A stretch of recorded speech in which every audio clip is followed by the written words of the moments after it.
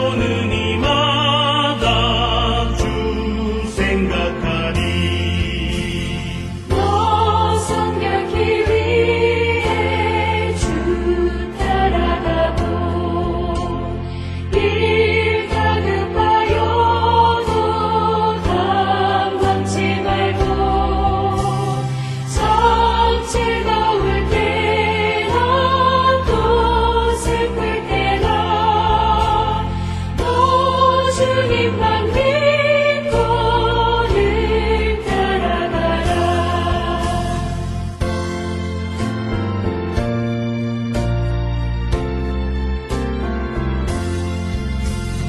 너 성결케 위해 늘 기도하며 내 소원을 주께 다 맡기어라.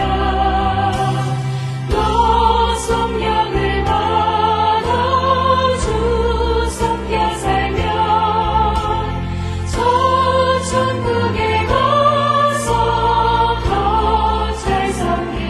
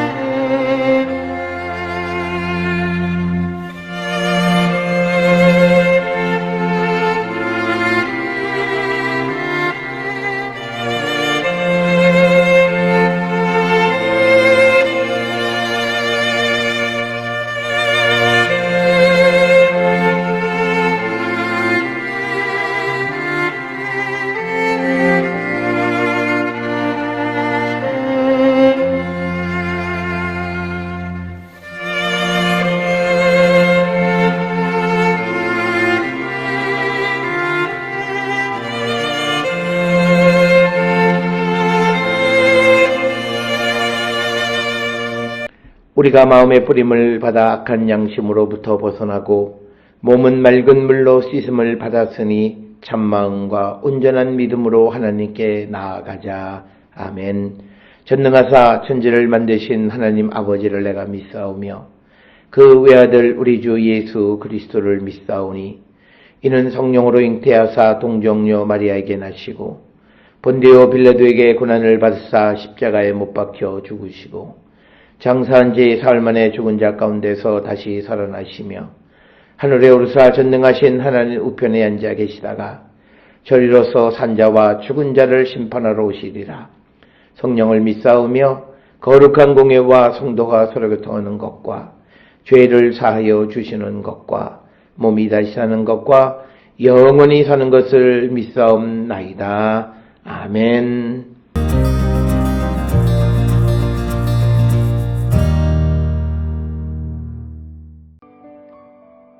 여호와께서 모세에게 말씀하여 이르시되 아론과 그의 아들들과 이스라엘의 모든 자손에게 말하여 그들에게 이르기를 여호와의 명령이 이러하시다 하라.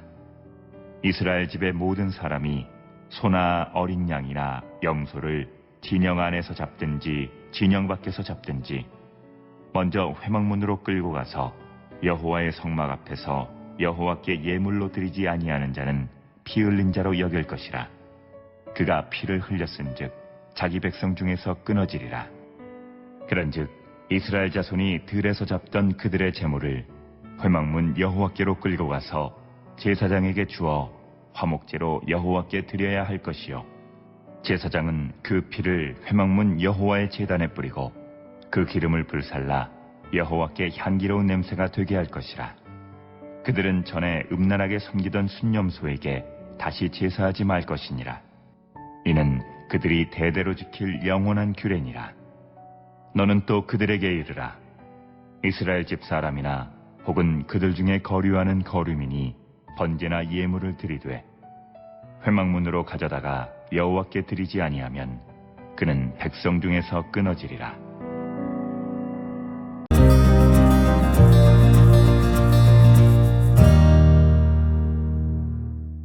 레위기 17장 1절로부터 9절에 있는 말씀은 이제 이 재물을 잡는 방법 그리고 그 규정, 잡는 장소에 대한 규정을 기록하고 있습니다.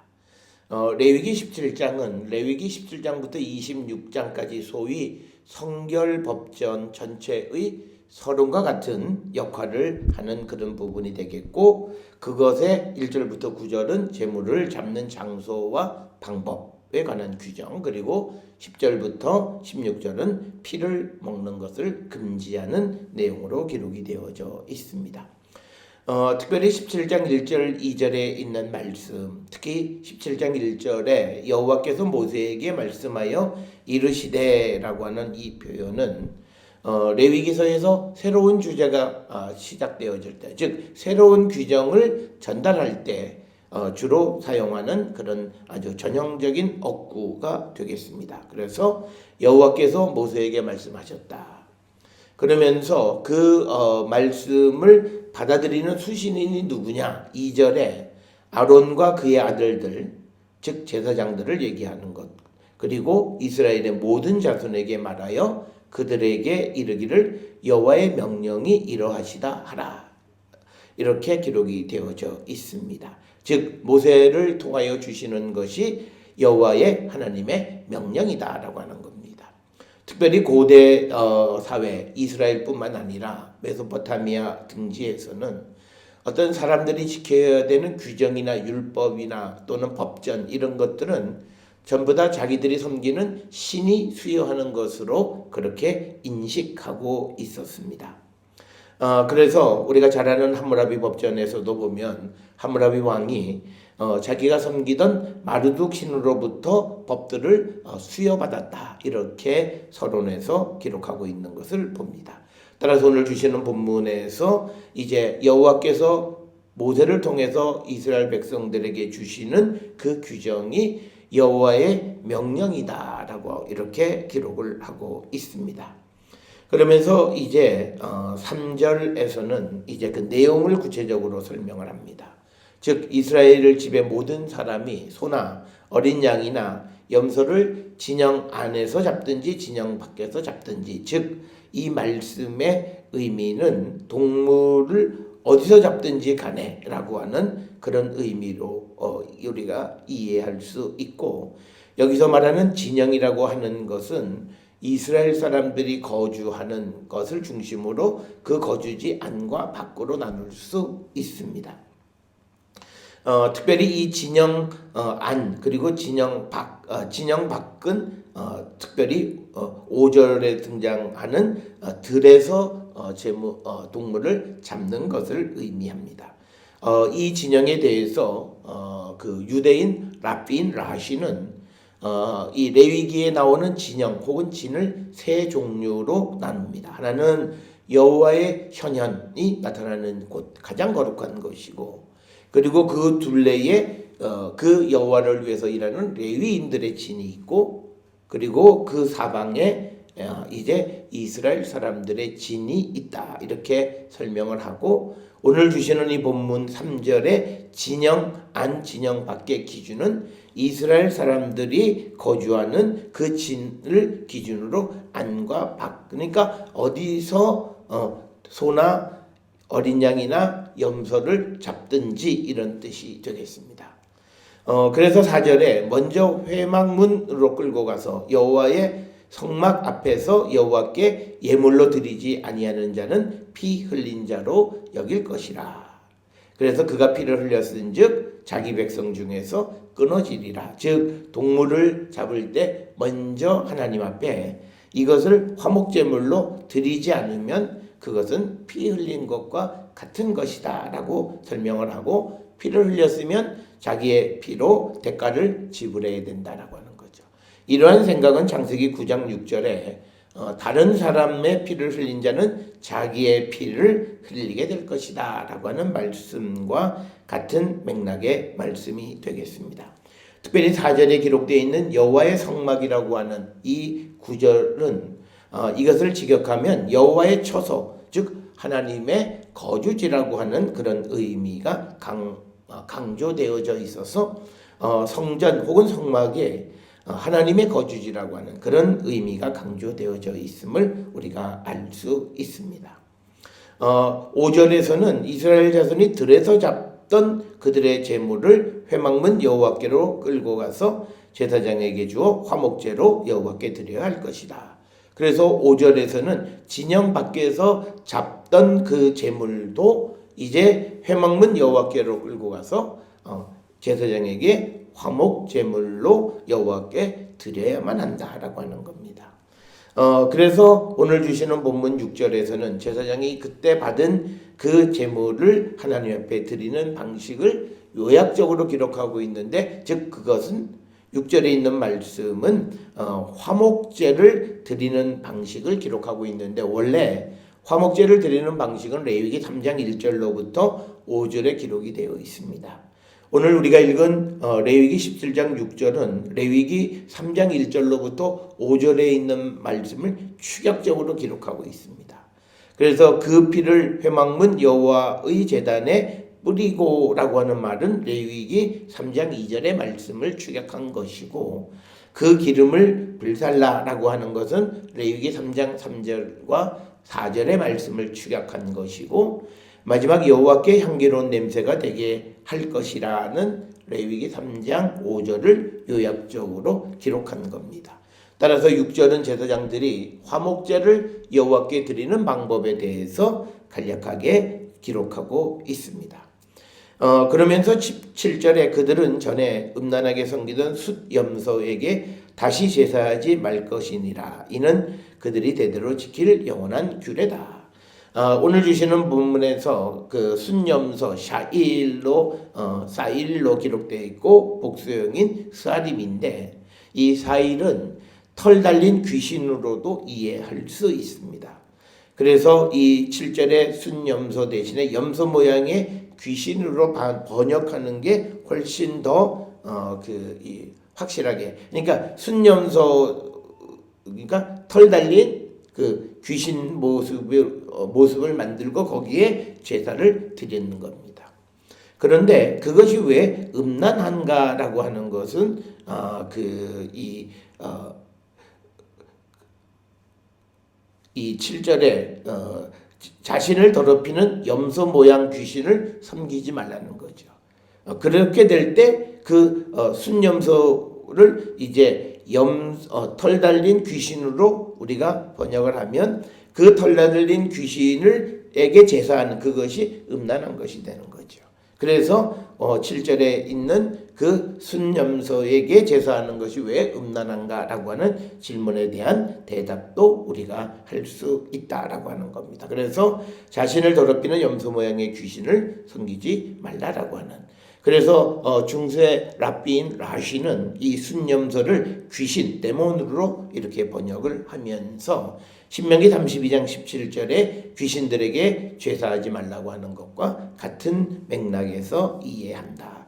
그래서 오늘 주시는 7절에 있는 말씀의 의미는 이스라엘 백성들이 이제 이 동물을 잡을 때 그것이 어떤 소든 어린 양이든 염소든 진영 안이든 진영 밖에서 잡든지 그것을 하나님께 드려야 되는 것이지, 그것을 귀신에게 드리는 자가 되어서는 안 된다라고 하는 것을 분명하게 설명하고 있는 그런 말씀이 되겠습니다. 그러면서 8절로부터 9절에서는 이것은 이스라엘 사람들뿐만 아니라 거류민들도 하나님께 번제나 제물을 드려야 한다라고 하는 것을 강조하고 있습니다. 그래서 이 3절 4절에서 하나님께 드려지지 않은 도축을 금지하고 있는데 8절 9절에서 이것을 다시 강조하고 있고, 특히 이방인들조차도 하나님께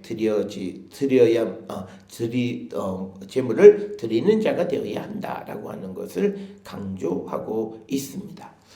이처럼 거류민들도 하나님께 드려야 한다라고 하는 것은 하나님을 섬기는 것이 범우주적으로 모든 사람들이 섬기고 있다. 그래서 범우주적 하나님의 개념을 발견할 수 있다. 이렇게 설명을 하고 있고, 그래서 9절에 회막문으로 가져다가 여호와께 드리지 아니하면 그 백성 중에서 끊어지게 될 것이다. 이렇게 설명을 하고 있습니다. 특별히 17장 1절로부터 7절에서 회막의 장소에서 도사를 금지하는 목적은 자기 백성들을 올바른 길로 인도하기 위한 것이다 라고 하는 겁니다. 즉 아무 데서나 가축을 도살하지 말라고 하는 것, 그리고 하나님 앞에서 도살한 후 화목제를 반드시 드려야 한다라고 하는 것은, 첫째는 고기 섭취를 위한 무분별한 도살을 막자라고 하는 그런 의미가 있고, 또 하나는 오늘 주시는 7절에 있는 데서 우리가 힌트를 얻을 수 있는 것은 이방신과의 고리를 끊어내기 위한 것이다 라고 하는 것을 우리는 알 수 있습니다.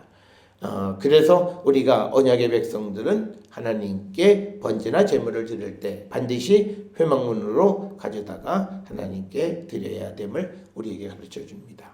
오늘 주시는 이 전체의 말씀을 통해서 우리의 삶에서 구별된 삶의 자리를 갖는 것이 얼마나 소중한가라고 하는 것을 우리에게 가르쳐 줍니다. 따라서 우리는 일상을 살아가면서 하나님께 구별된 장소를 갖고 살아가는 그런 거룩한 성도들이 될 수 있기를 주의 이름으로 축원합니다. 기도하시겠습니다. 사랑과 은혜가 충만하신 아버지 하나님, 우리가 이 땅을 살아갈 때에 자기의 욕심을 위해서 무분별한 행동을 하지 말라고 하는 하나님의 말씀을 듣고, 또 우리가 행하는 모든 것이 이방신과 하나님 이외의 것과 관련되어진 전 모든 고리를 끊으라는 말씀을 마음에 깊이 새기면서 거룩한 백성으로서 우리의 삶에 구별된 자리를 갖고 살아가는 거룩한 성도 되게 인도하여 주시옵소서.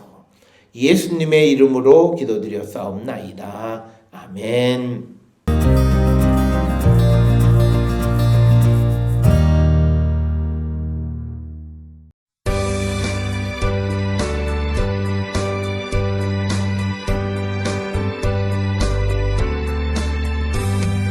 나의 죄를 씻기는 예수의 피밖에 없네. 다시 정죄하기도 예수의 피밖에 없네. 예수의 흘린 피 날 이게 하오니 귀하고 귀하다. 예수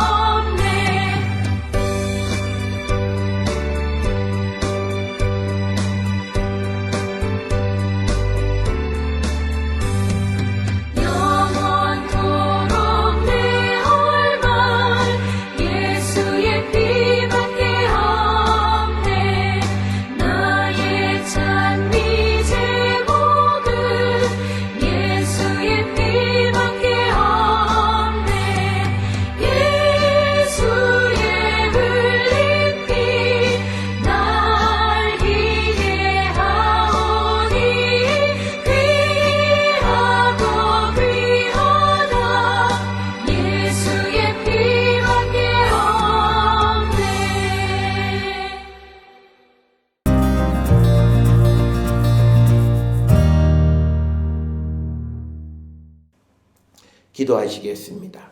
이제는 우리 주 예수 그리스도의 은혜와 하나님 아버지의 무한하신 사랑과 성령의 위로 역사 교통하심이 구별된 삶의 자리를 갖고 살아가기를 결단하며 세상을 향해 나가는 우리 모든 성도들 머리 위에 지금으로부터 영원토록 함께 할지어다. 아멘. 주 너를 지키시고